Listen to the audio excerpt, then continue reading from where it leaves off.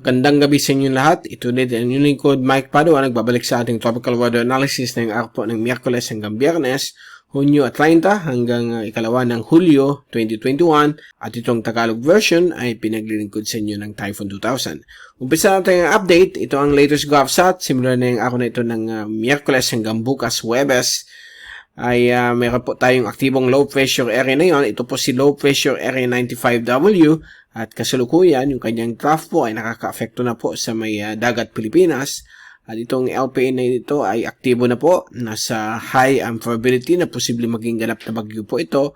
But kasalukuyan, nagkaka-encounter po siya ng tinatawag nating upper level winds or yung tinatawag nating wind shear sa area niya. Kaya lahat ng ulap ay nasa baba ng kanyang low level circulation center. At ang mga computer models ay hindi pa rin nag-agree kung ano magiging development nito. May ilan na pinapatunaw po ito pagdaan po dito sa may North Philippine Sea. Mayroon naman po iba, may maintain po siya bilang isang posible maging isang tropical depression, but medyo majority of them ay posibleng hihina po siya pagdating dito. At meron ditong surface trough na yun sa may Yap. Baka ito po ang mag-develop na yung weekend base po sa American model. Samantala ang European model wala pong pinapakita. Mamaya papakita namin yan sa inyo in a short while. Now, punta muna natin Pilipinas. Ano bang weather sa ating bansa ay magiging katamtaman po ang lagay ng panahon. Bagamat po sa hapon o gabi may mga inaasahan po tayong mga localized thunderstorms. Lalo na po sa may Luzon, Visayas at Mindanao. Samantala, dito sa may dulong hilagang Luzon, apektado pa rin ng mahinang habagat ang Batanes at Babueng Cubao Islands. So, inaasahan po may mga konting hangin po mula sa Timog Kanluran at may mga possible mga maulap na papuwirin na may mga kalat-kalat na mga pag-ulan, pagkulog at paggidlat. Ito po ay pinapalakas ng frontal system o Mayo front dito po sa may katimugan bahagi po ng Japan na nag-extend po hanggang dito po sa may southern China. So yan po ating GovSat. Now tingnan natin yung fast animation mula sa University of Wisconsin CIMSS Tropical Cyclone page. At kitang-kita po natin dito ang ulap po na dala nitong LPA na si 95W na kasalukuyan ay hindi pa rin po nakaka-develop ng maigi. At kung titingnan natin yung zoom in satellite animation mula sa windy.com sa mga oras na kaninang alas 3 hanggang na yung gabi alas 9, alas 10 ay nagsisimula na pong malusaw po yung mga localized thunderstorms. Lalo na po dito sa may Ilocos region, kanluran bahagi po ng Visayas at Western Mindanao.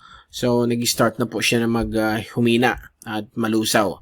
At bukas ng umaga, mainit na naman po ang haring araw sa malaking bahagi ng ating bansa.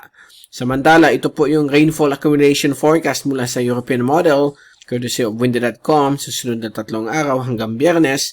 May mga inaasahan pa rin tayong mga localized thunderstorms sa malaking bahagi po ng Northern at Central Luzon at mga maliliit na areas po ng Kabikulan.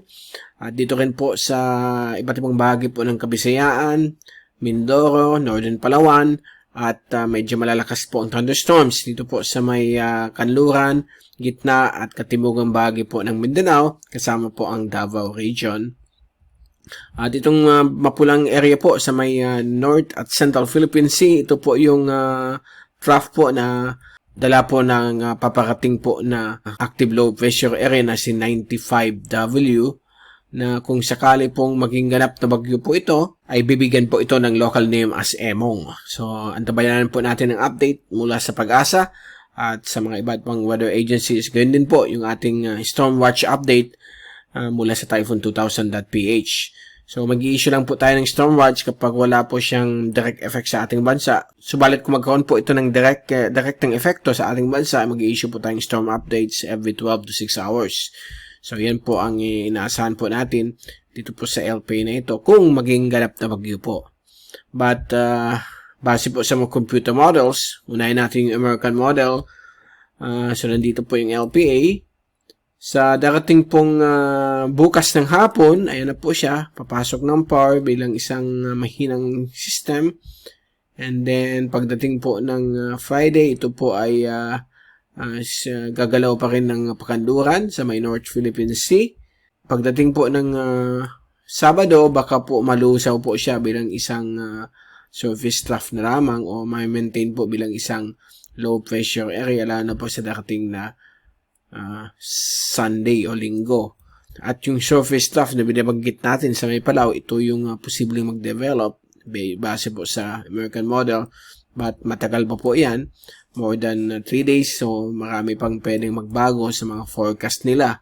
At kung i-check natin ang European model o yung ECMWF, itong si LPA95W for the next 3 days hanggang Friday ay malulusaw po, mawawala po sa area niya. Okay? So, yan po ang pinapakita po ng European model. Magkaiba po, so malalaman po natin yan in the next few days kung alin sa dalawa ang magiging totoo. So, malalaman po natin yan pag balik natin na yun Friday. At kung bukas po mag-develop po siya, baka mag-issue tayo ng special coverage po nitong si Tropical Depression o Tropical Disturbance o LPA95W kapag naging ganap na bagyo.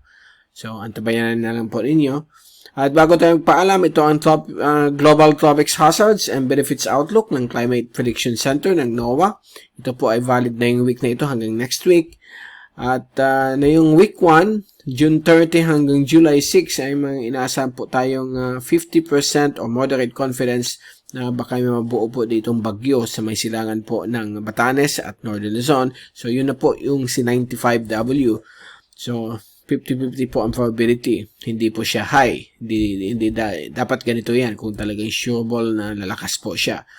While yung pangalawang linggo, July 7 hanggang July 13, ay may inaasahan pa rin tayong 50% probability, 50% moderate confidence na baka may mag-form ulit na isang bagyo either sa east or west ng ating bansa.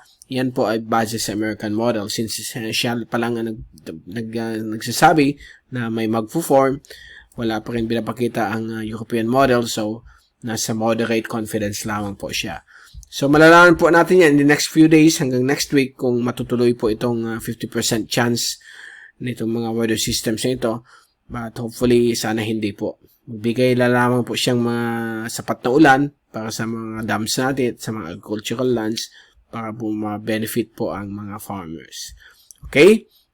So yan po, at dyan muna natin itatapos ang ating update na yung araw po ng Miyerkules hanggang Biyernes, at babalik ulit tayo sa darating na Biyernes para ibigay sa inyo ang pinaka-latest sa ating panahon. Mula sa Typhoon 2000, ito si Mike Pado magpapaalam. Mag-ingat po tayong lahat. The #WeatherWiser, at maraming salamat po sa pagpanood niyo sa aking channel.